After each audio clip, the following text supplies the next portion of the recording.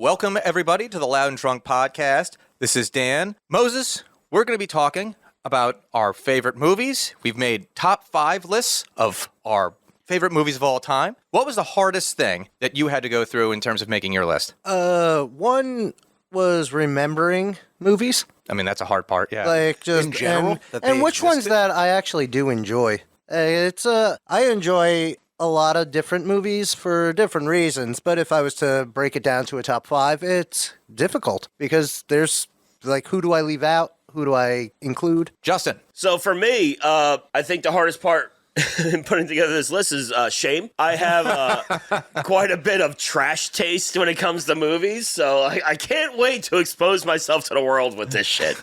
My name is Hannibal Justice. Very happy to be here. I didn't have a lot of trouble with this. I mostly like classic films, so my favorites have not changed in a lot of years. My hardest part was also remembering them in terms of the order that I traditionally love them in. That said, the rest of it, I think, flowed pretty easily. That it was a hard part to put them in order, even once remembering. Yeah, Because there's always another one. I've got like a top 10, to be honest. Yeah. Like a top 10 that I can pretty much fit them all in there. But if you ask me like what the top 5 are, then I need to really think about the films and what have you. And normally I have them in front of me. I'm like watching them on television and what have you. So kind of coming off of it on the fly can be a little bit more challenging. Other than that, it flowed pretty easy. When this topic was brought up, I had a top 10, and they were all the same movie, which we'll get to.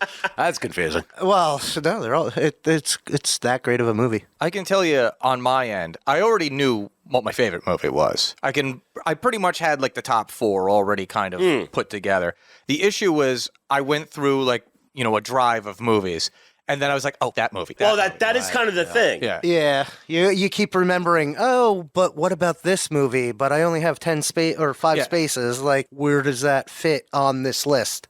Like, because I enjoy that movie as well, but do I enjoy it as much as these other movies? And the other thing about this, too, is we can always explore these other movies again and then rearrange our list and come back another time. No, absolutely. Because I guarantee you, like, some of you guys are going to say movies and be like, fuck. Yeah. I forgot about that. That's a given. Oh, I'm sure that's going to happen. So let's kick this off. Moses, you have the floor. All right, number 5, Real Genius.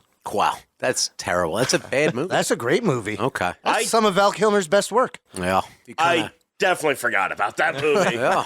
That's a great movie. It's a moral imperative. I would not say I'd add it to my list. No. All right, so who was in that? Val Kilmer? Val Kilmer, that's kind of it. Can you just give us I know it, but for the audience, brief synopsis. So, real brief. It's a school, and they're all geniuses, and Val Kilmer's that... God damn it. God damn it. Go ahead. Val Kilmer is that kind of... the hell's his name? Van Wilder of the school.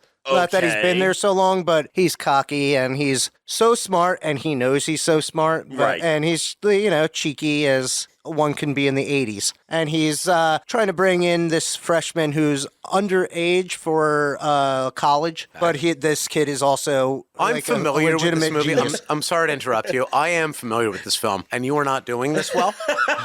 Well, what is it about? Isn't it about? I don't know. Isn't it about learning how to be on a college campus amongst other geniuses? You got Laszlo, who's in the closet, and he's got a network of tunnels that he lives in. Very relatable film. And then they make popcorn at the end with a laser. Okay. What's your number 4? Oh, my number 4? Yeah. Oh, Ghostbusters. The first one? Yeah, the first one. Like, I enjoy most of them to a degree. Like, 2 was fine. There was that one with all women. That was not great. We don't talk about that. Yeah, the only good part about that was Thor. Yeah. Like, Thor was the only good part of that movie. I mean, like the original Ghostbusters is very nostalgic for me. Ghostbusters 1 and 2. It's got great one-liners, and it's funny, and it's different. The only bad part of that, just to jump in, is what's her face, Sigourney Weaver, being kind of passed off as being like an interesting female lead.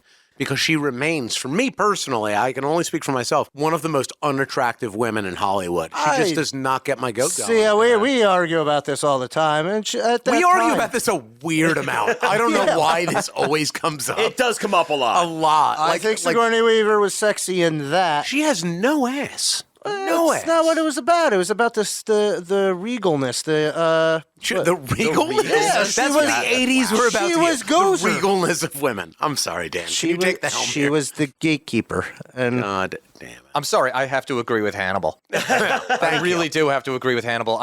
Sigourney Weaver has the body of a 10-year-old boy. Yeah. It's when you put her almost next to offensive Bill look Murray, at it. the leading man of that, essentially, I mean, Bill Murray ain't all that much to look at. No, but That's like, not the point but, that we're like, making. No, Sigourney Weaver, like she has like a very distinctly wide, angular. She face, does have a weird face. like a wide jaw type thing, very teethy, Yeah. and like And then it gets worse as you go down below the neck. So I don't know what we're talking about here. I will defend her because she was awesome in Alien. Well, that was going to She be my was great, caveat. but she in wasn't Alien. sexy in She- Alien. yeah, no, She was just great in Alien. She was pouring sweat. She was muscular. Yeah. She was rocking a fucking 50 cal machine gun. She was badass. Yeah. You know. Yes. She was the Schwarzenegger of that movie. Yeah. Not attractive. She, you know I what? agree with that point, but just to defend that, like she has done really good movies. Yes. She was in Ghostbusters. I agree In with too. that. Ghostbusters, she was great in Ghostbusters. I'm just saying that she's pitched in that as being like at least a little bit of the female romantic. But the only opposite you had there was Annie Potts, and it's like, I guess Annie Potts is there. Well, all right. So with Sigourney Weaver, I think she's a good typecast for like a strong, badass female role. Agreed. Yeah. She is not like the sex appeal role. No. No. No. Everybody No, Sarah- watched like Halloween what's her back name in the day. that played Sarah Connor? She was more of a Linda Hamilton. Linda yeah, she Hamilton, was yeah. more sexy, even though she wasn't really sexy in that. In the first one, I could Sure. maybe buy what you're It saying. was- in it the was second there, one, she but- is Sigourney Weaver. I'm just thinking of her like up against the fence, and it's just Well, pouring she- sweat, and then the bomb goes off, and She she's got screaming. very sinewy. Yeah. Well, that's what I mean. In the first one, I can buy your theory that she's a little bit more attractive in the first one. I think that's kind of what they were going for. Yes. In Terminators. Okay. I just feel like they both look like an ex-wife you haven't met yet. Yeah, That's all I'm saying. I'm still young. That's a good way to put it. All right, You're not that young. what's your number 3, Moses? Number 3 is Caddyshack. That's a good one. That is a good great one. answer. I love Great that. I answer. could just put that on, go and just to timeless. fall asleep. And anytime that I wake up in the middle of the night to go piss, I know what line they're talking about. I know exactly what's going on, Yeah. and I can probably recite it. Can I say this though? I love that movie, but not for Bill Murray. Bill No, Murray that is wasn't his great in greatest so roles. many movies. It's weak for him. It's a weak role Yeah, for him. well, he was barely a supporting. He was actor in that. underutilized in Yes. that is the thing. Yeah. And which had to do with Chevy Chase. Like Chevy Chase doesn't like to be shown up ever, even though he's terrible in Yeah, he should be a everything. better actor. He though. has one movie, and that's it. then why be in a movie with Rodney Dangerfield? Right. Because he's obviously going to one up you. Well, at the time, Some people you can't beat. at the time, that was like probably an homage. Like he's like, oh, I get to work with a hero. Yeah. Of Yeah. And then he was just like, oh, I'm not that funny. Yeah. Well, that's, Well, compared to It's the Rodney harsh Dangerfield, a lot of Compared people are to not Bill funny. Murray, he's not that Yeah. funny. And Bill Murray, like, I love Bill Murray, funny. but he's not like he's charming. He's not funny. he's got a dry humor. He does, yeah. And I love that. I love a dry humor. I enjoy everything that Bill Murray's in, but like to say that he's funny, I'm hard pressed to back that because I would be like, Funnier no, than he's Sigourney Weaver. Well, yeah, that's true. But there's that. Oh, nah, never mind.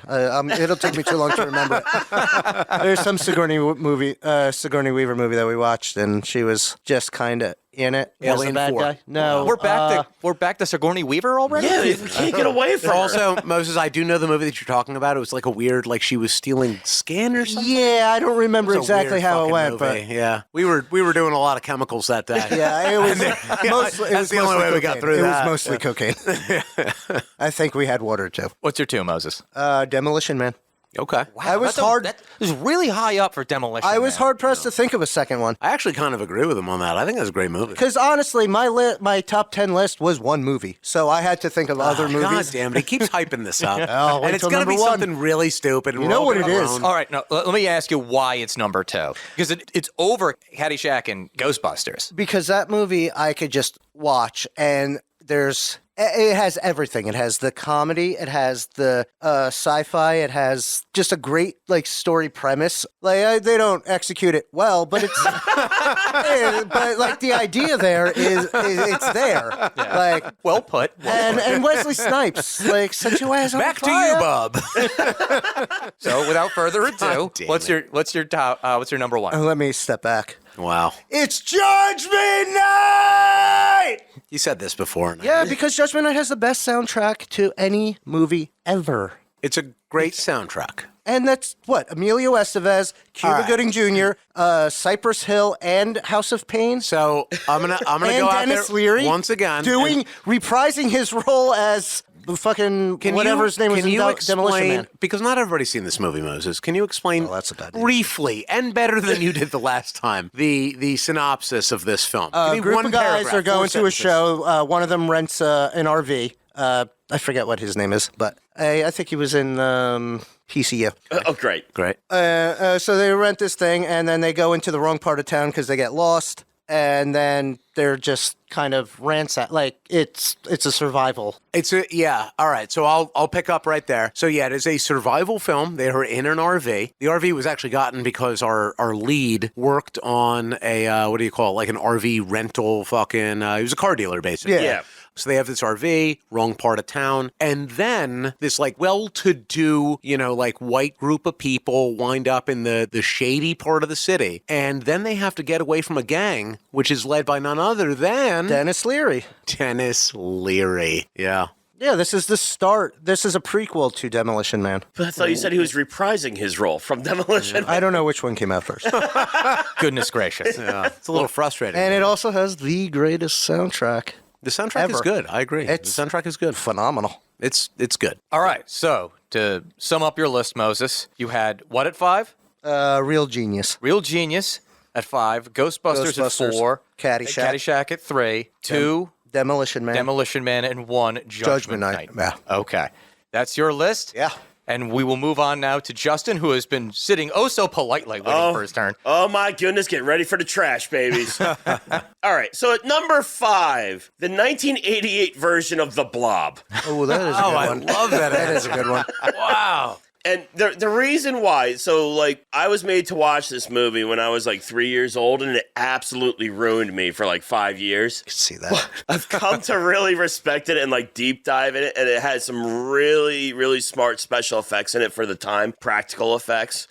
And it's just gross and awful. Yeah. And I just absolutely love it. There's so many iconic scenes in it of the guy getting pulled down the drain in the kitchen. Yeah. Yes. And those effects at the time were always like real effects. Oh, they were Yeah. totally CGI and everything. 100% practical. They tended to be like really visceral and Yeah. what have you. I feel you on this. There's the scene, in talking about special effects and practical effects, there's a scene in the hospital where the blob takes this dude, and the girl tries to save him by grabbing his arm, and like he's being melted inside the blob, and his arm rips off and all this shit. It's just like we were soldiers, yeah.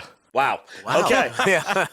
Okay. But like I won't get into the nitty gritty of it, but they did some really clever special effects with like silk and shit like that to emulate the blob over the guy, so it actually like pulled his flesh off while he was being like really smart, cool shit in that movie. And I mean, it'll always stay with me because it's the first thing that absolutely terrified me. Yeah. Yeah. That goes a long way. Yeah, like I said, none of these are going to be award-winning movies from me, folks.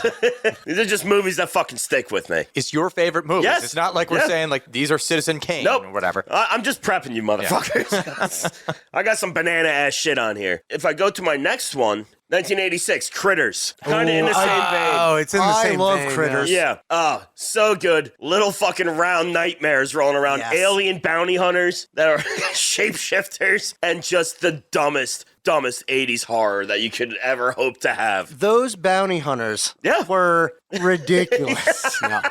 It was a style of the time. They all look like or dressed like Rob Halford. Yeah, dressed like Rob Halford.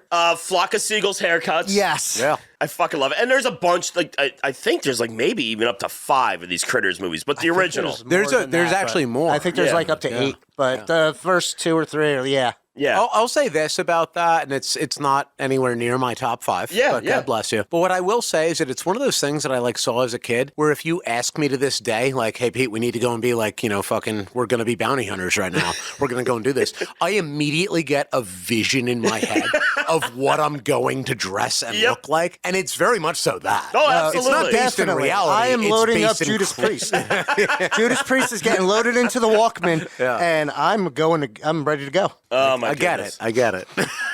It's a terrible joke, but I get it. I mean, Justin, before you move on, please. there are 5 Critters movies. Oh, good grief. I thought there was so many more. Really? This is what I've pulled up here. This is fake news, Dan. Fake news. At least they knew when to stop. Either the second or third You know one we're getting has like Leonardo DiCaprio in like his youngest role. Really? Wow. Yeah. I didn't know that. That's a, And there is a massive gap between Critters 4 and then I guess it's the 5th one, Critters Attack. Critters 4 was 1992. Okay. Anybody want to take a stab at when Critters Attack? Ooh, 2002. 2007. Okay, so what did you say? 2002. No, later than that actually. What'd you say? 2007, 10 years later. Or when? What years? 2007. how do years work? 2007.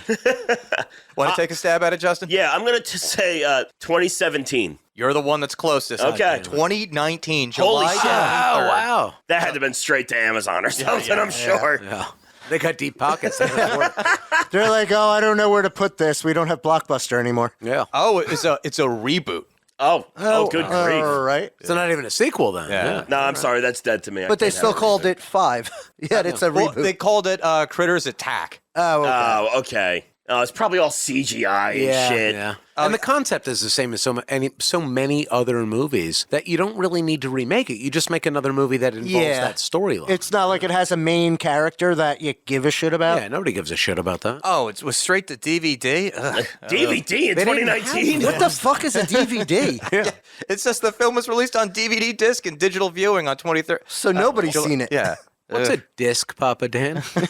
What's the next one, Justin? All right, so my next one is another 80s film. Ice Pirates. Oh, I should have known you would have that there. Yeah. Should have seen that coming. You speak. I've got my commentary. So I don't even really know how to explain Ice Pirates. It's part like Logan's Run. It's part, it's just 80s space opera drama, a ripoff of Star Wars in a way. And they were after water, right? Water, in yeah. the form of ice, because that's how you transport it in space, I guess. Yes, this was one of Ron Perlman's first roles. Yeah. I can't tell you who the rest of the cast were. I don't know their fucking names. I'm sure it doesn't matter. They weren't in a whole lot of other shit. One of my first interactions with this film, to just steal the mic from you for a moment, is that we watched this together. Yes. And I don't know to what extent there was drugs and alcohol involved, but Most likely. I was confused. Yeah. A little bit afraid. Yep. I think a little bit angry in my own way. And then it just kind of washed over me, and that was fine. And I entered into a new day the following day, and I went over to our dear friend Steve's place for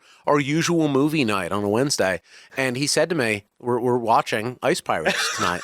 and I like looked at him dumbfounded, and he's like, oh, have you seen it before? And I didn't even like know how to respond to him. And then he became angry at me. and it was a very like upsetting situation, I think, for everyone. I might have texted you, but I didn't like convey like the emotions that were in the room in that moment. Because how do you text that to a friend, you know? And anyways, it does hold a place in my heart for these reasons. It is a shockingly bad film. Oh, it's horrible. Yeah. It's horrible. It's like a mix between Star Wars and like Spaceballs. Yeah. And that Fantastic Four movie that never made the light of day. I don't know that one. I don't have context for that, but let's keep it rolling. Yeah. There's space herpes. Yeah. Oh, wow. That really tells you what you're watching. Yeah. I will say this, that after I watched it for the like 5th, 6th, 7th time, mostly over at Steve's house, he was so upset with the conversation that unfolded after this. And you guys know how he can be, that he just like played it all the time after that. Yes. Almost as a punishment for myself. And by the, after several viewings, I really did begin to appreciate what I guess you see in it. Yes, yeah. And now when it comes on, I'm like, oh my God, I know this weird fucking movie that was created by some monster once, and I'm on his side. Like, I'm on the winning side of history, the monstrous side. And so I can get behind this. It's so ridiculous. I don't even know how I was exposed to it. It is confusing. Yeah. I don't think that was one of those like Channel 11 movies that would just air on the weekend and you're just sitting at home. This is one of those movies you gotta know to have seen it. Yeah. You gotta go out of your way. It's crazy. It's crazy. But if you ever in the mood for a weird night, check it out. All right, if I can move to the next one. Yep. That was number 3. That was my third one. Right. We're going to get a little more modern. I'm finally out of the 80s here. This one very few people have seen. It was called Brotherhood of the Wolf, or it was a French film, actually. It was Le Pacte de Lupes or whatever the fuck like that. I saw this, but I don't remember it well. Yeah. Highly stylized, very artsy, but also it takes place during the French Revolution, but there's also Kung Fu. Like all movies. Yeah. All the actors were French, couldn't tell you who they were, except for Mark Dacascos, who plays a Native American named Manny. Yeah. this So tracks. this is a French film. Yes. And it's set in America at some point. No, France, right Oh, before the Revolution. okay. All right. So it is absolutely bananas. The synapse, it's basically, the story's garbage, but it's filmed in like an art house movie way. So it, I think it came out in 2001. Very kind of like, I don't remember. Anybody remember when The Matrix came out? It was like in 99. 99. So like it took And then it advantage of a lot caused of that like Columbine. highly artsy it? bullet time type action type Yeah. scenes. And the basic story is there's really nothing to it. There's a monster, quote unquote, terrorizing the French countryside and killing peasants and all this shit. So this French douchebag who is over in the New World, you know, if they're in the French Indian War and all that shit like that, he has his Sanjay. Native American manservant who is... It's called Tonto. Yeah. Mark We all need that. Dacascos, who is just literally in like loincloth and face paint the entire time, but does kung fu. And it's very strange. Yeah. Ultimately, the monster ends up being a lion with armor on it. And it all leads down to a secret society that released this beast onto the countryside. It's really dumb, but it's such eye candy. I just fucking love it. I can get behind a little Yeah, bit of eye sounds candy fun. with it. It's a full-on eye candy movie. And good luck finding it. You never will. Yeah. Oh, I'm on it. And number one, and this wouldn't be a surprise to some of you, but Death to Smoochie. Oh, yes. I fucking It love is a this great movie. It is a Robin Williams, Edward Norton, Edward Norton, yeah. John Stewart's in it, Danny DeVito's in it. And there's so many fucking people in this movie. It's a great is a film, who's and it's who. very unique. It's very different. It's very unique. It's got a very odd tone, especially for a Robin Williams movie, because it's like a dark humor thing for him. It's very crass for Robin Williams. Yeah. It's something where I would even say, just to jump in real quick, he does a great balance in this of between the comedy and the darkness. Yeah. Because he tried to do, obviously, like comedy we all know him for. And he did dark films that are He did like 1 hour photo. Yeah, and Have you ever exactly. seen his like stand up when Well, no, before yeah, a movie yeah, like yeah. he was in movies? Like it was close to like a George Carlin The kind of guy had a stand-up. dark side Like, to him, yeah. What I was going to say, though, is just that his dark movies, the 1 hour photo and whatnot, they're good films, you know, and many people enjoy them far more than myself. I think they're good films. But this movie, Death to Smoochie, really brings you a balance of those two things. And I think it's honestly like one of the best roles he's ever played. And he's been in a shit ton of fucking movies. So the brief synopsis is Robin Williams plays a child's entertainer, like a TV child's entertainer named Rainbow Randolph. Yeah, he's all Rainbow motherfucking Randolph. He's corrupt, like a drug addict and alcoholic. He's taking payments to get kids on the show and shit like that. And he essentially gets found out and replaced with Ed Norton's character with Smoochie, which is like a Barney type character. Yeah, he's basically Barney. Yes. Yeah. And the whole movie is just about the corruption of Ed Norton's sweet character. Yep. Who, like, when you first see him, he's playing, like, guitar in a methadone clinic. Yeah. And just the corruption Yeah. and, like, Robin Williams' rage. And Ed Norton's character, like, is legitimately about these things. He genuinely just wants to help kids and bring happiness to the world. And basically, Randolph is just like, you're full of shit because we're all full of shit. Yep. So stop your fucking games and let's just, you know, get down to the brass tacks of it. And it's just this like butting of these heads from totally opposite ends of the world. Yeah. It's well done. Love it. If you find it, go check it out. It's out there. But, yeah, that's my list. Before we move on, can you just summarize your list real quick? Yeah, all right. So, number 5, The Blob. Number 4, Critters, the original. Number 3, Ice Pirates. My second favorite would be Brotherhood of the Wolf. And number 1 is Death to Smoochie. All right, Hannibal. All right. So there's only one part of this list of 5 that I struggled with. I tried to kind of, the way that I look at it in my head is that I like to have a movie from each kind of genre category. So the one that I don't love the most in cinema is comedy. So I got a little bit torn about what my favorite comedy film of all time was. So this is number 5 for me, and it's 2 films. I cannot decide between the 2. The first one is Animal House, which is the very first of the, you know, going back to college movies. John Belushi, incredible film. I think everybody should watch it. It's not too long ago. I forget the exact year. I just think that's a general classic in terms of the comedy. I would definitely call it a classic. Yeah, definitely it's is. definitely a classic. My other one, which is more obscure, and it's part of the reason I wanted Animal House in there. This is the oldest movie on my list. It's bringing up Baby. I know of that. Yes. Yeah. I know that movie. It is if I'm not mistaken, it's a 1938 film. And the concept of it, Dan, can you tell me the main star of that? I always confuse the two actors from that time period who both did comedy, and I forget. All right, before I look this up, Animal House is 1978. Yeah. Yeah, that definitely tracks. There you go. The Yeah, late yeah. 70s. Bringing Up there. Baby is 1938. 1930. I was right with that. Who's our Okay. star? And then we have Katharine Hepburn and Cary Grant. Oh, Cary Grant. I was going to yeah. say Mae man. West. Yeah. All right. So Bringing Up Baby is basically it's a 1938 film, so you're like close to the you're close to the golden age of Hollywood. Sure, And the absolutely. premise of it is pretty straightforward. It's a black and white film. He more or less shows up. He's like an anthropologist or something along these lines. He's a scientist of some sort, and he has to go and deal with this like wealthy young lady who, for some reason, has like a cheetah or something like that. And it's more or less the hijinks of him like trying to bring her around with him. And they've got this cat the whole time, and the cat's name is Baby. So it's all about how, he hates being with her and she hates being with him, but this romance is bubbling up between the two. And there's absolutely a very wild and dangerous feline who is constantly with them. And it's just like a routine thing throughout the film, and it's very on the nose, but for the time period, it had like so many like little nuances from it and like catchy lines. If you watch the film, and again, it's very dated, but it's just filled with these like scenes where, it's like basically him talking down to a female. Right, and right. Hepburn kind of like giving him some sass of the back. times. Yeah, exactly. They're like driving in a car and they're going back and forth, and he's like, "This is why nobody loves you," and she's like, "Well, this is why everybody thinks you're ugly." And then the cat's just in the back, and it is a real fucking cat. Like it's a real, like there's no CGI or anything, obviously, but this cat's just in the background. Its trainers somewheres because it's obviously a car on a set, and the cat's just looking around. Oh my But God. it goes so well with the scenery and with the lines and what have you. My favorite line from it is something along the lines of like, the cat gets away and she's got to get it, and he's just like real smug. And again, 1938, so they're just chain smoking cigarettes the whole time, and he just like looks her right in the eye and he's like, "This is why you never grab a cat by its tail." And it's like a euphemism for the whole fucking movie, and it's just, the whole thing is just so tongue-in-cheek and beautiful. So anyways, that's why that's there, but it is a very obscure reference. That said, I do think it's one of the greatest comedy movies of all time. I've never seen it, and I'm going to check that It's one out. really Yeah. good. Yeah, pop a couple of glasses of wine on it and you'll be right set. Nice. We'll call that a tie. All right, that's a tie. After that, let's see, because I do have them from each genre. Let's see which one we're going with next here. I'm going to go with Dawn of the Dead.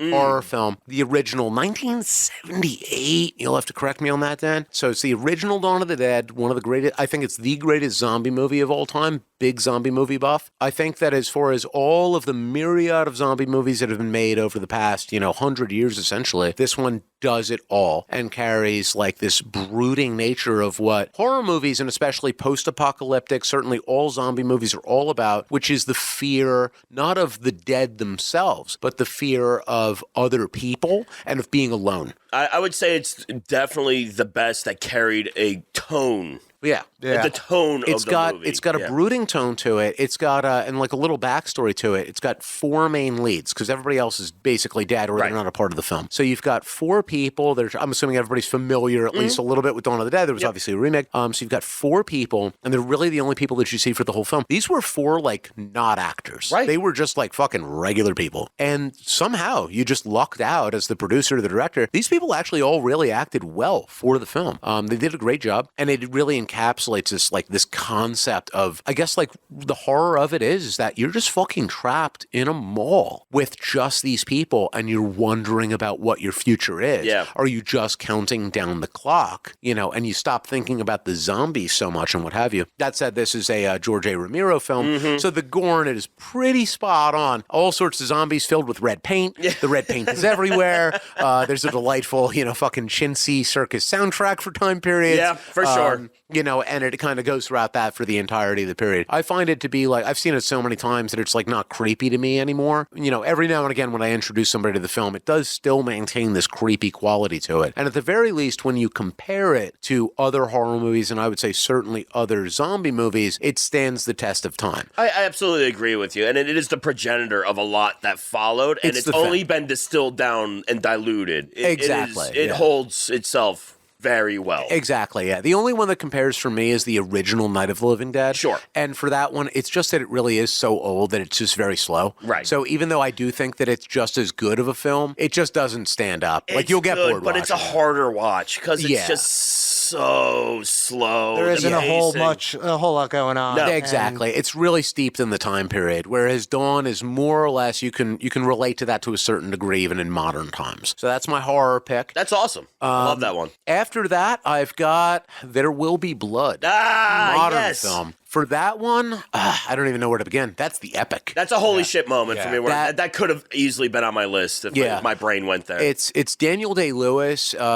taking place in the 1920s, 1930s, if I'm not mistaken. And it's a movie with no fucking dialogue, which sounds like it would be so boring. It's and just yet- brooding. yeah. And the soundtrack. The soundtrack really drives It's that. ultimately all that it is that you're watching a man played by Daniel Day-Lewis, and from the very beginning, his drive is to find something of value in the ground. You know, it begins with gold, and then he eventually moves up to oil, and that's what the movie is about. He's drilling for oil, becoming wealthy, and the trial and tribulation of that. But what the movie is really about is the struggle of the American dream. And what his drive is to become, he's trying to get from nothing to something. Yeah. His drive is to be wealthy, and he wants nothing else. It's the entirety of it. And yet at the same time, without spoiling it for anybody, as you're watching the film, even from the very first moments, you realize that this is a man who does not actually have happiness. And so it's almost like his drive was not really to gain happiness. No. It was just to get wealth. And so in many ways, the film, and it was based on a book, so like I know a little bit about this from reading, like about the book, but that it's almost about like how the American dream is not really,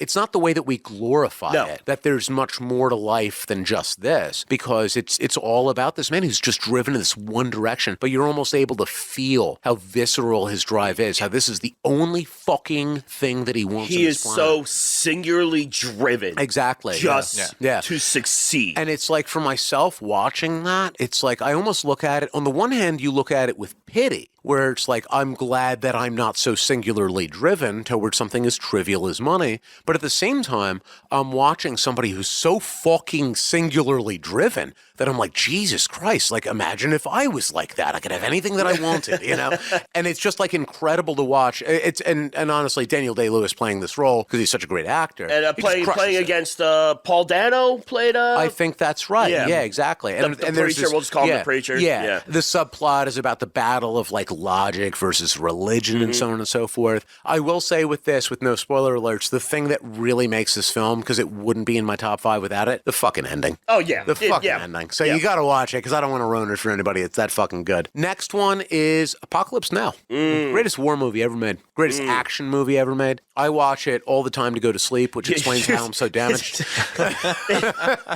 This is fully accurate, folks. Yeah. This I is watch it all the his time. Betty by Time movie. It is, yeah.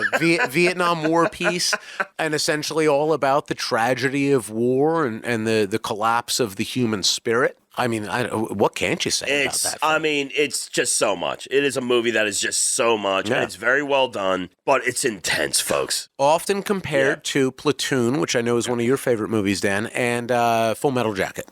Those are like the top 3 Vietnam. Oh, for sure. movies, Hands down. Hands down. For me, this is the top one. They're all very long. They're all weirdly split up into almost like 2 segments. Yep. For Apocalypse Now, it happens at the bridge. That said, Apocalypse Now stands out for me because I feel like it really encapsulates the general feeling of the Vietnam era. The soundtrack is spot on, and there's a real desperation in it, which is contained in every single scene. Even the lighting, the way in which there's like a yellow to the overall filming of it, the cinematography, it just all kind of comes together. I think of those movies, the 3 we just mentioned, it's the one that really makes you face shit. Yeah. You For know me, what I that's mean? the case. Yeah. For me, that's the case. Yeah. And my number 1 is Cool Hand Luke. Right. The story of a young man who is arrested for cutting the heads off of parking meters and thrown into a Florida penal colony where he meets George Kennedy. Is that his name? Yes. Yes. George Famous at the Kennedy time, is juggling it. And the entire movie, as far as I'm concerned, is it's just filled with very quotable lines. He eats 50 hard-boiled eggs, which I later found Nobody out could is do that. Yeah, well, I learned that years later while having this debate with somebody. It's like 160 is the record. It's You crazy. poor bastards. Yeah. Yeah, I'm glad I wasn't in that room. That must have just stunk to high hell. We did try this. Yeah, I gave up at 7. I got nothing to prove. Did you even try? I got nothing to prove. I don't care. I had 7 eggs, and I was like, you know what? That's the amount of eggs that I just wanted to eat. I don't need to eat any more eggs to prove something to anybody. There was that lonely soul in the room who tried to have 25. You don't have that Paul Newman gumption No, I to do not. prove your point. Yeah. I don't think he ate those in the movie though. He was Oh, just I think he did it on every take. Yeah, on I'm every sure. take. I know that he did. Paul Newman was I a knew that he fucking did. machine. That's true. He was many things. Yeah. And now he makes salad dressing for. Well, now he doesn't do anything or because he's something. I dead. don't know. He's dead. Oh, is he dead? But yes, he's been dead for like 2 decades. Yeah. Regardless of that, though, that's at the top because I think that it's such a classical tale. It's often compared to like the story of Jesus and what have you, a man who's sacrificing himself and so on and so forth. Comically, that was also kind of sewn into the script for that. There's numerous scenes where even after eating the eggs on this note, when he kind of like is defeated, or rather he wins eating the eggs, but then he's like abandoned by everybody and kind of strewn out upon this prison table and what have you. And it's in the style of the Christ. Yeah. His 2 feet are crossed and the arms are out and what have you. And basically I just enjoy that one because I love fucking Paul Newman because he's goddamn amazing. And it's a story of rebellion because who doesn't appreciate that? Fuck the government. It's pretty much what that was all about. And a little bit fuck religion. Yeah. Just a dash Just a on the little bit, side. Yeah, that's why you put that in there. You pepper it in, Dan. Not too much. That was a good list. Thank you. Anarchy. That's a good list. Yeah. But before we move on, Hannibal, just summarize it real quick. Ooh, let's see if we can do that. Let me take a look at my notes here. We've got Animal House, Bringing Up Baby. They are tied. Then we've got Dawn of the Dead, There Will Be Blood, Apocalypse Now, and Cool Hand Luke. Also, I will just say that on my notes, for some reason, I wrote Blood, There Will Be as if it was a name. I don't know why I did that. As if it's sorted by the word I don't know why that happened. No, it's probably I'm for being the Dewey 100% Decimal honest System with you he right now. uses to denote his movies. Yeah. It's just and they're not in alphabetical order, so there's really no explanation. But yeah, there we are. All right, so I guess it's my turn, Yes, guys. yes, All right. please. So I think you'll notice a little bit of a trend here. At number 5, and this was a struggle. This was the biggest struggle because, unfortunately, when I was going through the movies, I saw 2 that I'm like, shit, am I going to leave these off the list? So I will give the honorable mention to them. The Thing and Tombstone. Oh, man. I was thinking about The Thing after you started with your critters. That's one of the greatest horror movies of all time. That is. It's often rated as the top Yeah. by like universal audience. I was actually thinking while I was making this list that I'm like, I might have to redact what I said on our Halloween episode when I said my top 2 favorite horror movies, Event Horizon and The Shining. Right. I was like, Both great. they're both great, but I'm like, I think I like The Thing more. Yeah, I'm they're kind no of mad thing. that I didn't think about The Thing. It's such a good fucking movie. Yeah. But I agree. unfortunately, and Tombstone is awesome. Very quotable. Tombstone is great. It's one of the best Westerns Yeah. out there. Unfortunately, I'm a homer for some of these movies. Uh-huh. So number 5 is Point Break, the original one, not the god-awful Nope. remake. No, it is the greatest story ever told. It is. It is a story of 2 men. It's such a good action movie. I know it's like if you explain the plot to people, it sounds ridiculous. You can't explain them. Yeah, You No. can't. It's too No. good. You have to actually watch the movie for the quips, Yeah. for the scenarios that are going on there. And also, we were talking about before Moses with Sigourney Weaver, the lead actress for this, I cannot remember her I name. have no idea. Has the body of a 10-year-old boy, Yeah, too. she does. Yeah. But that makes sense because if you're going to be a really good surfer, you Yeah. probably don't want to have Yeah, proportions. you want to All be the curves, streamlined for yeah. the water. Yeah. But the whole adrenaline junkie plot point to it, where you got the dead presidents robbing the banks and jumping out of planes and doing all these things. And the Red Hot Chili Peppers. And you got the Red Hot Chili Yep. Peppers in there. Yeah, Flea was in there. It is. So is Kiedis. Yep.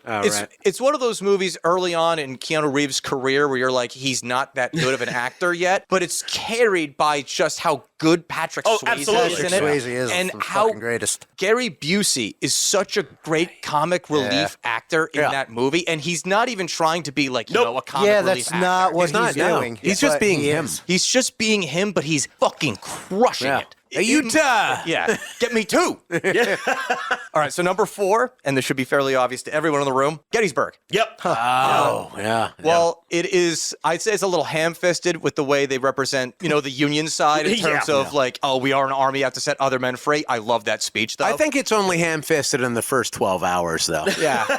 It's long, and as I said before on the podcast in a previous episode, it is so easy to break it up. Yeah. If you treat it more like a mini-series than an actual movie, Yeah, you'll be I able can to see It was stomach it. when it came out on VHS. It was like Wyatt Earp or Titanic, where it was like 4 tape. Yeah.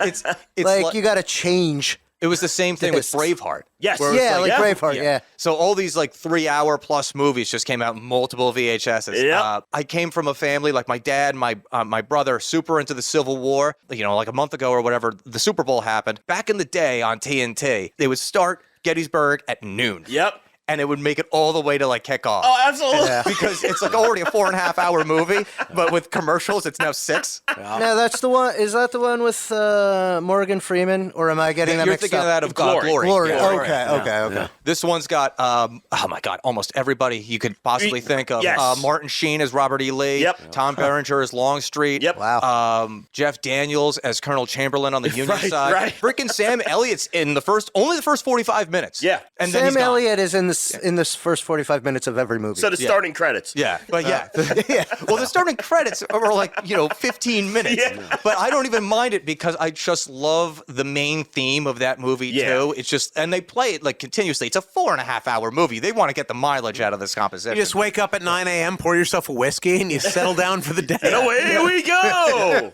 Stack of pancakes, maybe. Let's get some history in us.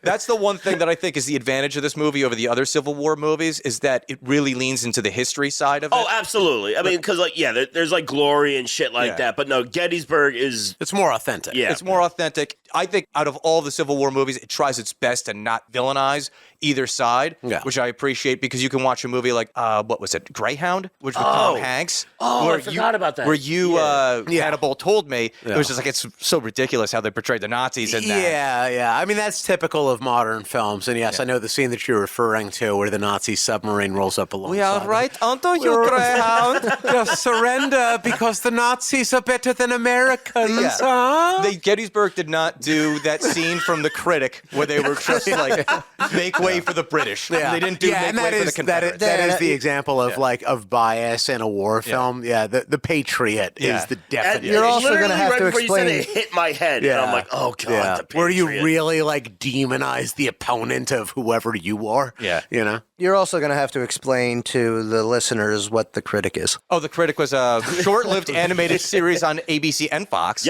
where they just made fun of movies for about 22 minutes. It either followed or preempted Duckman. Wow. Well, not on ABC and Fox. Well, now I've you need never to explain seen to the that. audience what that is. No, never mind. Duckman. That was George Costanza's best work. I think it followed Home Improvement on ABC. I want to say yes. Yeah. And then it followed The Simpsons on Fox. Yeah. All right, so let's move on. Number 3, Leon the Professional. Great movie. That does have a place in my heart. Thank you.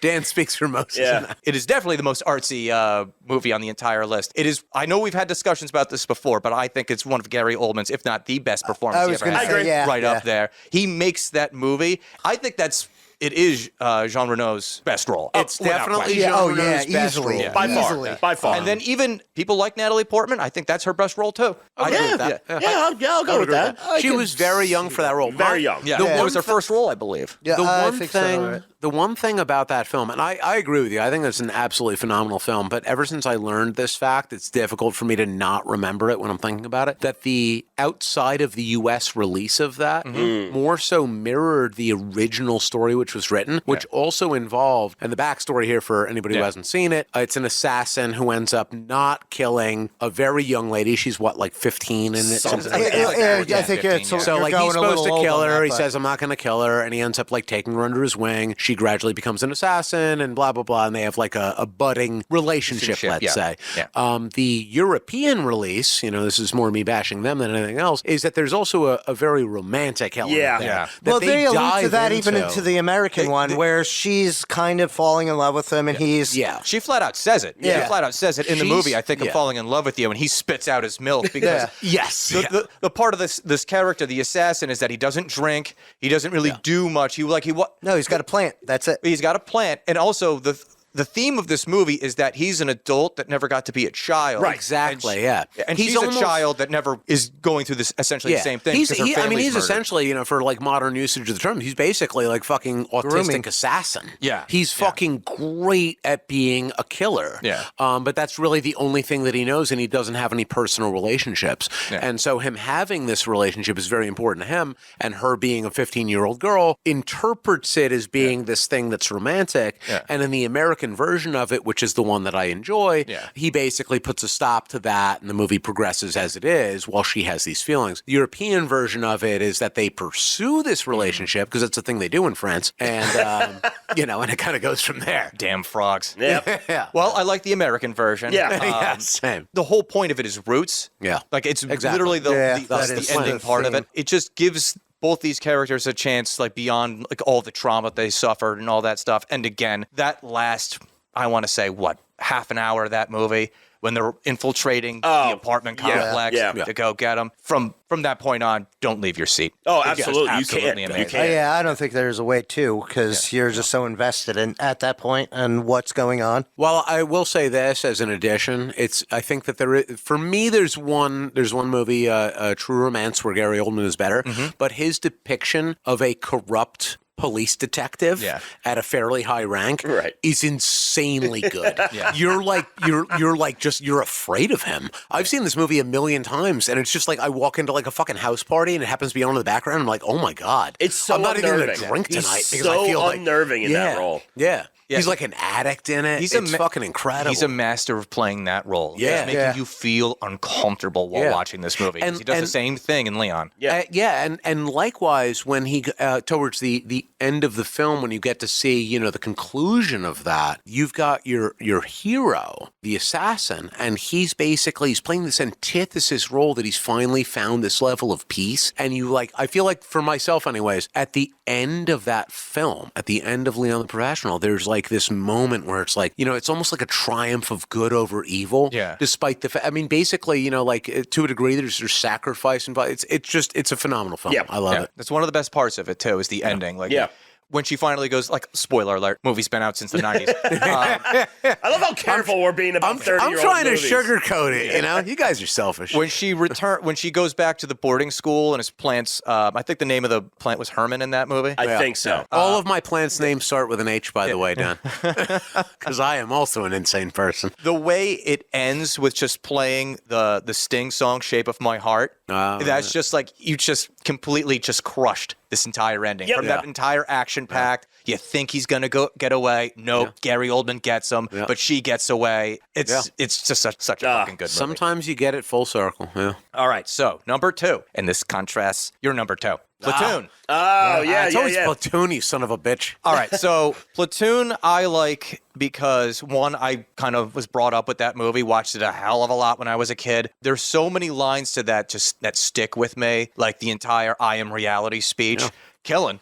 Yeah. What do you all know about Killing? What do you know about movies? Yeah, Dan, I'm in the same boat as you. I grew up on Platoon as opposed to like Apocalypse Now. I came to Apocalypse Now later. Yeah, Apocalypse Now, I think the thing about all of those movies is that Platoon is kind of like the entry point. It kind of is, yeah. If you watch that movie, then you can maybe move on to Full Metal Jacket. Right. Full Metal Jacket's a little bit more of a twist because it's mostly boot camp and then it goes to the war. It is like two different movies. It is two different movies. And the thing that kind of sours me, now I love Full Metal Jacket, but the thing that leaves it off the list and doesn't overtake Platoon is that it got overquoted in boot camp. Oh my, I can only imagine. Well, yeah, I'm sure. Could only imagine. Yeah. And that was all ad lib. Lee Emery, whatever. I can't remember his full name. Armory. Yeah. Yeah. And it was all just ad lib. He did that job. Yeah. Yeah, he was. And Well, yeah, he had that initially before he became an actor, but yeah, all the RDCs would be like, oh, you're from Texas. All they got from are steers and queers. All that I didn't know they stack shit that high. I didn't know they stacked shit that high. Yeah. It's like I didn't know I was in film school. I thought I was fighting for our country. Yeah. But with Platoon, the thing that Solitary. Well, I'm sure I would have been there still. when I returned to it, like I watched it fairly recently, the thing that really got me was the dichotomy between the Sergeant Barnes and the Sergeant Elias characters. Yeah. Because you have more of like an absolute order, absolute chaos type of thing. Yeah. You have this war-torn sergeant that's been there too long, probably needed to get like put back in the rear echelon. Yeah. And you have this one sergeant that completely lost faith in the cause. Yep. Yeah. And the entire time. That's fair. And That's fair. and the Charlie Sheen character is just your guide throughout the entire Oh thing. yeah, no, that's exactly his role. And it's to guide you through this whole situation. Because the movie starts with him arriving at the base, Yep. and then it ends with him leaving after. Yeah. And it adequately describes the tragedy of war, regardless of one's position. Yeah. Because everybody in some way in that, and I think this is true of all three of these major Vietnam films, it's about the tragedy of war. Yeah. And it depicts it in this clear-cut kind of way where you've got the angel and the devil kind of thing. Yeah. And it really is, and it could be either one of them depending on where you land for it. But that no matter what, they were all victims, you know. Some of them more on the nose, but even when you reach the end and it's Barnes, and he's very accepting of death. It's his time to die. He's accepted that, It's brutal. It conveys exactly what it's trying to convey. Yes. I was just looking up the actors in this, and I was taken aback because I was trying to think of the Platoon-like movie that had Michael J. Fox in it for whatever reason. Yeah. Platoon has Johnny Depp in it. Yep. Yep. He's in the bunker where they all go to smoke weed. right. Yeah. And it has... That's where Dan's favorite line happens. the doctor from Scrubs. Yes. Oh, yeah. yeah. He's a big part of it. He keeps preaching throughout the whole Yeah. film how he's like 2 days from retirement. It's been a while since I've seen it, and looking at this cast, because there's others here that, fucking Keith David, fucking love that guy. Oh, yeah. It's a These are stacked all- movie. but- It's Yeah. an incredibly stacked movie. Yeah. Sometimes you think like, oh, we got to follow Charlie Sheen this entire time. You got to follow Willem Dafoe. Well, I mean, you're following Charlie Sheen Right. the entire time, but you got Willem Dafoe and Tom Berenger. I thought you meant acting-wise. no. how do I you- stand by Apocalypse Now. It had Larry Fishburne. That's One up, fine, me, baby. I'm not arguing against. Yeah, it that was one. Larry at that time. All right, so number 1, Falling Down. That's Amen. a good one. Falling Down is such a great commentary. Oh, my God. I would say Even today. yeah, even today, it does not have to be on 90s society. It is just on society in general. And like the great thing about that movie is you think going into it, it's just like, and this is how I'll bring you into the conversation, Moses. You think it's like The Killing Joke. You think it's just like, it just takes one bad day for this guy to turn sour. Yeah. It's not one No. bad No. day. This was a It's a repeated culmination thing, yeah. of experiences that make you go fucking crazy because fuck you. It's so masterful how they put it all together, where he's just sitting in traffic. You think it's just a guy just trying to get to work, and you find out halfway through the movie he had nowhere to go Yeah. the entire goddamn time. Yep. Yeah.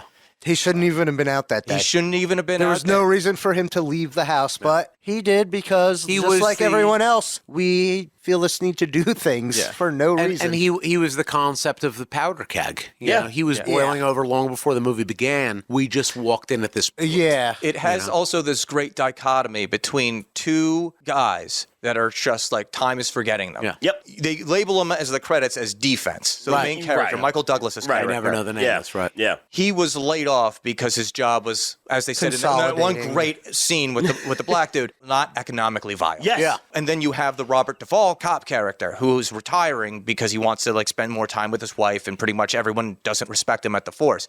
But he is so determined to figure out this one thing, even though he's got his wife like up his ass the entire movie. He's got, the entire force being like, oh, what are you doing? And you're just like they're really giving him shit. It gives you the dichotomy between, well, time didn't really pass by Robert Duvall, but it passed by Michael Douglas's character because he allowed that to happen. Yes. Yeah. Oh, it's so good. It's such It's a good the inner movie. anger they like most people have is like, oh, I fucked up somewhere, but I can't turn back the clock. Nor do I really know where I fucked up. I also think that one of the things that makes Falling Down a very interesting film is that it's one of the movies for me where it's like our star is the villain. Yeah. He's the villain of the film. He doesn't mean to be the villain. He has good intentions. And that's something where it's like, I think that it's done wrong so often in modern The last time it's been done kind of right is the Joaquin Phoenix Joker, where I can see that, yeah. like he's just trying to do what's right, but nobody listens. It's kind of like that, yeah. In Falling Down, it's that he is not a bad person. He's a good person with good intentions who's doing heinous things. And so there's a big portion of the film where I find myself, and even though I know the conclusion of it, I'm watching it and I'm very much so rooting for him. Yeah. And then it reaches like various different points where you're like, oh my God, like that's not the right thing to do. Yeah. That's like, you're my hero for this film and you shouldn't be doing that thing. He does a thing. And then it advances and he goes back to being like this vigilante figure where you kind of get behind it again. And the fact that vigilanteism is even relatable at all it's reflective of the movie Of itself. society. Yeah, exactly. There's a mirror effect that happens, and also I think this is to a degree, this is like, at least for the modern era in America, it's timeless in that regard. Yeah. I think it's very relatable where you feel, as you said, you feel left behind. And so he's engaging in these acts, but they almost feel justified, even though the victims are not always clear cut, like in the movie, it's like maybe the victim should be, corporate America, the government, or something like that. That's not who he's hurting. Yeah, but they're not going to be touched because they are corporate America. So instead, he's going towards representatives of that, and he's taking out his anger on those entities. And it's like, on the one hand, being a working class person, it's like, no, don't do that. That person is not actually McDonald's or the government or so on and so forth. But at the same time, you absolutely grasp the desperation that he feels, and that is relatable, and it's palpable, and you almost want to see him succeed, despite that that it's negative. Well, But it's so good because the defense character kind of gets to act as a mirror to yourself. Exactly. Yeah, exactly. It was one of the first times where the protagonist is also your antagonist. Yeah, it's more or less the same. He's playing two roles in the same character, and for Michael Douglas, correct? Yes, Michael Douglas. I mean, he did it perfectly. The only thing I could really say to that is, try that in a small town. Oh my God! I would say that if we haven't already sold you on this movie, if you could condense the entire 5 seasons of Breaking Bad into about 100 and so minutes, it's Falling Down. Similar, yeah, it is very similar. You get to join, it's the name of the movie, you get to join this guy as he descends essentially into a form of madness, because in the beginning, you do think that this guy is a protagonist, you think he's got like some justifications in what he's doing, and then you slowly realize, and it's at the point where he goes to the neo-Nazi Army Navy store after after he kills him, and he calls his wife. Yeah. And he essentially threatens her. Yeah. He says, like, did you know that in certain South American countries, it's okay to kill your wife if she insults you? Yeah, that's fucking terrifying. Yeah. And I think that even beyond that, it's that's the distilled version of that. He abandons the concept of abiding by the rules. Yeah. Which I think is like, it's a fantasy that I think exists just as being a human being. Throughout all of that, he was trying to abide by the rules, but it didn't work.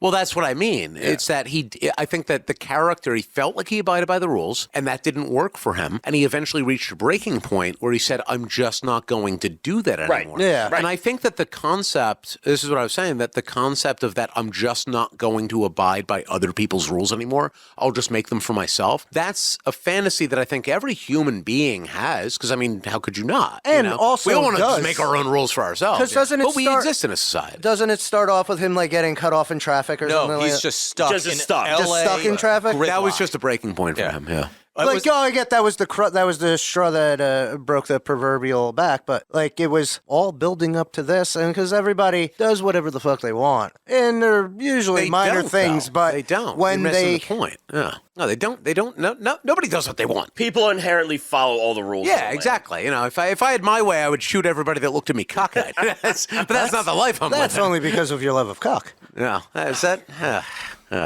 One thing I do want to mention about Falling Down before we, leave this behind is back when it was released, it actually took a lot of shit from the media.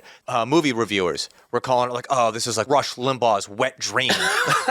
How so? I don't get it. Because they were trying to make it seem like it was like middle class. I don't think they got it. Like a prophecy of like a middle class white guy. Yeah. And then like the first thing that he really does is he sits on like this gang territory rock. Yes. Yeah, the and rock then, like, there. He just chases them away. Then he goes to that convenience store and he smashes up, that guy. Yeah. The display and everything. Was he Hispanic or was he like Asian? In or something like the that? convenience In the store, convenience store. it was a Korean Yes. Korean food Yes. store, convenience store. Yeah. So he smashes up that place. So I think they just took like the racial component of that. Yeah, but then It was of the time. But then even Rush Limbaugh said, "No, that movie's disgusting," and I'm like, "Huh." Yeah. That's a bad take. Yeah. That movie, It's a very bad take because they actually went through the full gamut with it because all of the people that he put violence upon, all of those people had done him wrong in a very personal way. Yeah. It had nothing to do with them. Yeah. He was very happy to pay people for their services Yeah. and to compensate them. He didn't at no point did he notice people's color or their religion or anything like that. There was a There point in was the no movie- real bias about it. It was just you didn't do what you're supposed to fucking do. And I know you remember this, Dan, that when he was basically the neo-Nazis, like you and me are the same. Yes. Like you're doing the shit that I want to Yeah. do. And he specifically He makes says, it a point one of the to best say, lines in the entire movie. Yeah, you're a racist piece of shit. Well, he says, "I'm an American. You're a sick asshole." Yeah, there you go. Yeah, exactly. But that's just it. It's that he never had these biases in Yeah. his heart. He just wanted to be treated in a particular way by whoever you were. Yeah. So the idea that the so-called right or whatever you want to call it would adopt that as being, the vessel is, I don't know, it's ridiculous. Yeah, it's a little nuts, but not surprising. Yeah. For the time. For the time we're having. I cannot sing that movie's praises enough just because of the way it was So able good. to capture like a timeless feel of how you could be in a socioeconomic stratus of just like you can't get out. And his entire life was falling apart. His wife had left him. He can't see his daughter. And the entire thesis of his journey, his quote unquote hero's journey is I'm going home. The one thing is he's not welcome back Nope. home. Yeah, exactly. Yeah, that's the message there. That's a goddamn good answer. Dan. Yeah, that was a very good answer. Oh my God. All of Such a good everything movie. that everybody said since I went first, I created another list Oh, because there's movies that I completely forgot about. Now it's I'm all like, deep oh, movies that he's fuck. never watched. he's just gonna say all the movies we said. No, he's just gonna We went on for a while, so let me just summarize mine real quick. Yeah. So at number 5, we had Point Break. Yes. Number 4, we had the Odyssey known as Gettysburg. Yep. Number 3, Leon the Professional. Number 2, Platoon. And number 1, the movie that we talked about for the last 25 minutes, Falling Down. That should just be a topic. I mean, we did. We just made Yeah, it. we just did. Yeah. We did kind of cover all the bases with it. Yeah. Did you want to go through that Oh, before sure. we wrap up? I wrote down 7 throughout all of that. Oh, God. Well, keep it snappy and move All right. along. Well, Gettysburg. Gettysburg. no- Gettysburg. They're Because I all- spit hot fire, Dan. They're all Judgment Night. I wrote down 7, and because of the Robin Williams talk, it was Hook. I love the movie Hook. Yeah. Like, it's just fun. It's got just Bob fucking Hoskins in fun. it, 6, Lethal Weapon, which when you were talking about Gary Busey, reminded me of that movie, and Lethal Weapon is a delight. That's true. Yeah. Number 5 would be Fifth Element. That's not even fair because I want to talk about it. That's Well, bullshit. so 4, Escape from New York. Escape from New York is good. Yes. What I want to love do in that. a future episode, because you wanted to do an appreciation for John Candy, I want to do an Okay. appreciation for Kurt Oh, Russell. for Kurt Russell? Yeah. I'm into here that. for it. I'm here Also, for it. I think Behind that. Escape from LA is in some way, like, I'm not going to say that it's a better movie. I'm just going to say that I like watching it more. I think It's cheeky. It's bombastic. Yeah, I it's like- a lot more than... I like Escape from New York more, but It's the better I movie. think Escape from LA gets too much shit. Yeah. Oh, yeah, it definitely does. Escape from LA has got fucking Steve Buscemi. Yeah, It's just tonally so different. Yeah. That's Oh, they're totally, there's Yeah. no reason. Even though they're relate. telling the same fucking story. They're identical cells, yeah. Number 3 would be Gangs of New York. That's a Which good one. was Yep, when, that's a very good one. when you Daniel were Day-Lewis. Daniel yeah. Day-Lewis. Number Bill the 2, Butcher. Dogma. I that was a good one. love Dogma. I don't have the love for it that you do. It's so well written. I guess. It is like it's the best written thing that Kevin Smith's ever fucking done, and I've read a lot of his comics. I don't know if I agree with that. Clerks. Dogma's better than Clerks. I love Clerks, but Dogma's. All that I'm going to say Dogma about is so this, much all better. I'm going to say about it, and then as far as I'm concerned, you can have your answer. The conversation is over. One of your top movies has Ben Affleck as the star. That's true. That's all I gotta say. say. Well, I was thinking about this at work today. I'm like, I hate Jamie Foxx more than Ben Affleck. Okay. Yeah, and a silence. These are just topics for another episode. And number 1 is Animal Crackers. It's the Marx Brothers, yeah. Oh. Wow. I don't know this. So. You don't know that? Yeah, it's very old. It's a Marx Brothers, so Yeah. it's fucking old. It's just so fucking funny because they're like they're getting bombed and they're having this argument about nonsense and just the quips and the Marxisms of it. I don't believe in Marxism. That's a real weird way to phrase that. I don't agree with Marxism. I only recognize one Marx, and it's Groucho. I'm an American, so no Marxism for me.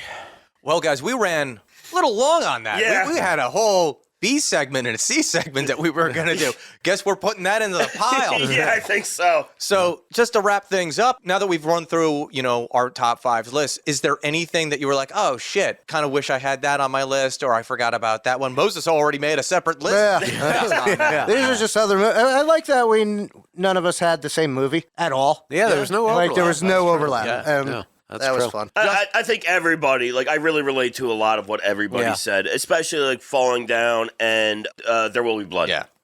It's such a good movie. Yeah. Such a good movie. Can we talk about Super Typhoon? That's going to have to be for another Not episode. today. That's on the Patreon. All right. So if you happen to enjoy this episode, make sure to subscribe to this podcast, leave us a 5-star review, check us out on YouTube and Rumble. Make sure that you like, comment, share, and hit that notification bell.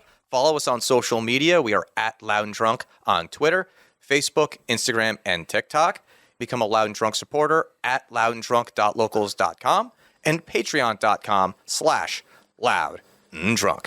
So for Justin, Moses, and Hannibal Justice, I'm Dan. Thank you for joining us, and until next time. We are not the same. I'm an American. You're a sick asshole.